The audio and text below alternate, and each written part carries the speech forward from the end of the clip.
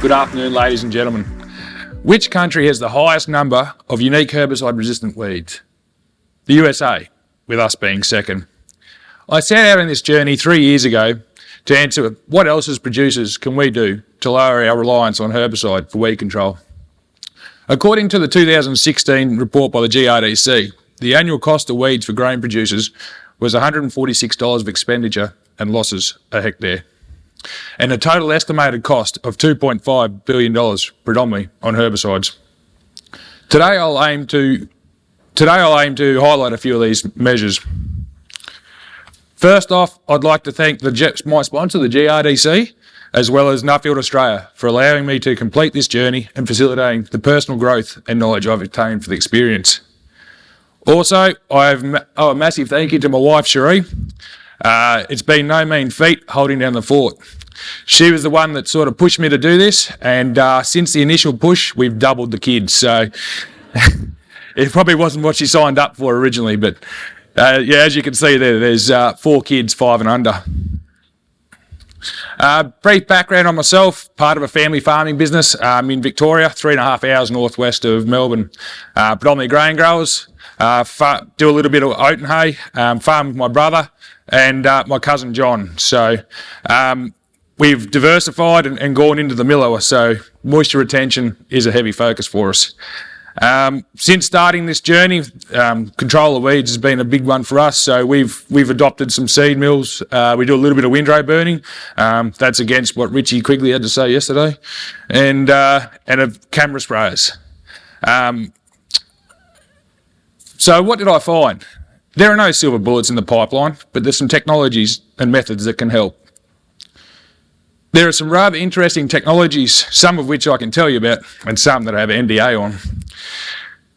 So, one thing that can be proven to me repeatedly, that there is not one technology that stands as a sole revolution of weed control, more a tool we can put into a toolbox that we can use in our existing management systems.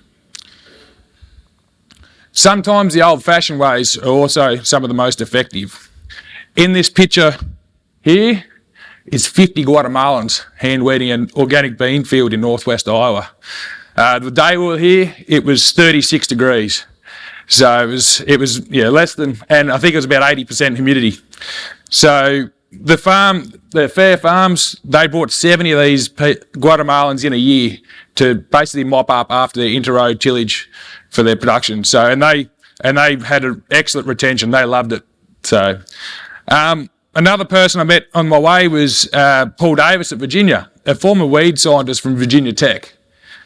When asked about Palmer amaranth, which is one of the big problems over there for herbicide resistance, he had no issues. How did he do it? He hand-weeded everyone he's seen, and that even includes stopping the harvester to do that at harvest.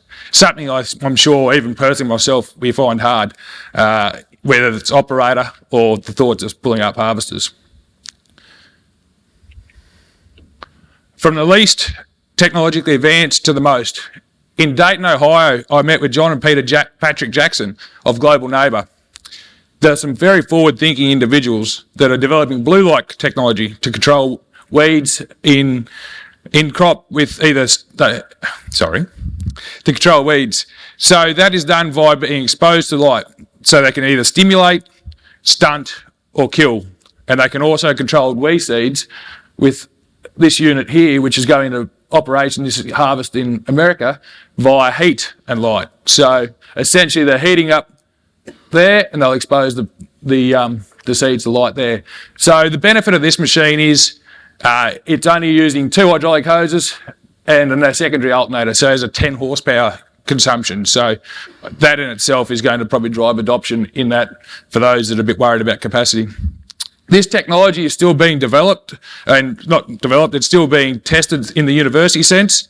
What we can see here is on pigweed. So that's an untreated seed.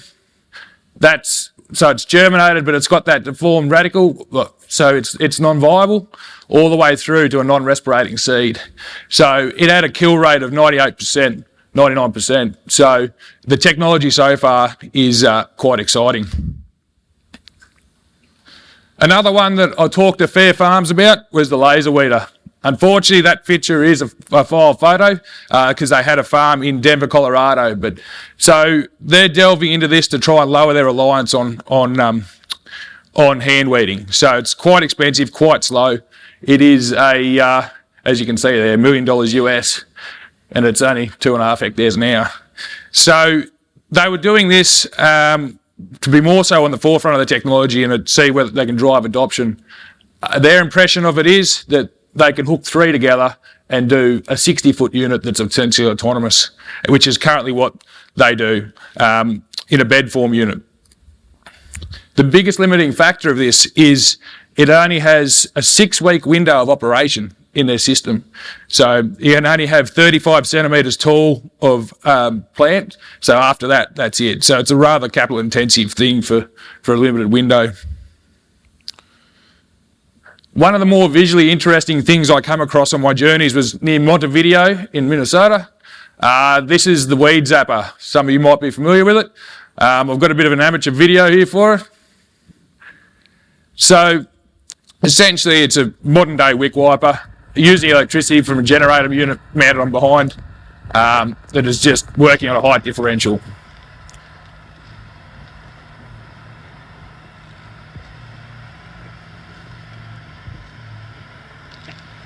I'm not sure how the OH&S conversation would go here. As you can see, there's little discs there that work on grounding the unit.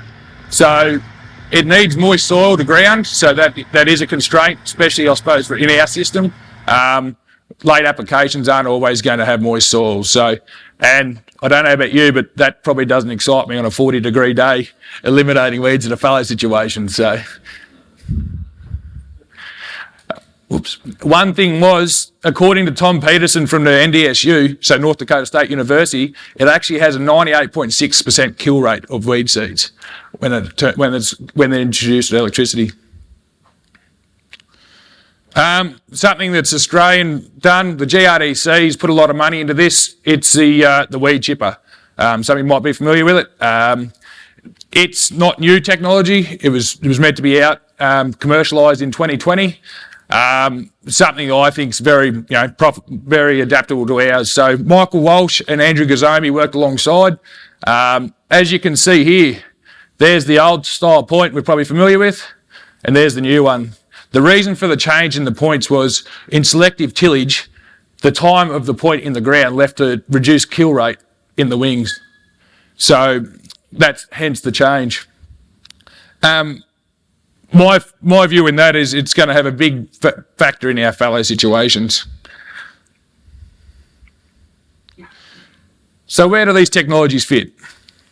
Personally, my belief is the blue light and the lasers are going to be able to follow a chemical application and mop up resistance.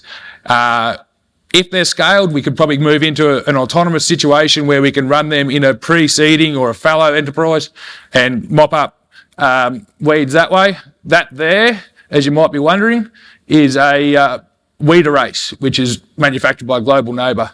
So essentially it's using that blue light there to kill that plant. So it takes about 2 weeks once they do it. But the shroud is so you actually have to cover. Some plants do, some plants don't, but you have to cover the whole plant to be able to kill it. The other thing we got exposed to overseas, the USDA is spending a lot of money in an image repository. The reason behind that is that the most expensive thing in the CNAC technologies is actually obtaining the images to train the AI. So this technology is going to be one of the things that will help us in our chemical reduction and herbicide resistance. The weed chipper, I think personally I'm very interested in. If it was commercially available, I see it in a 18-metre unit, autonomous, cleaning up, instead of using our weed system, using that and taking a focus off the herbicides.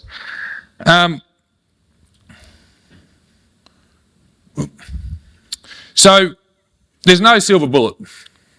As new technologies emerge, they're never going to be a standalone. We as producers still have to work on best practice and work what adopts in our situation best. The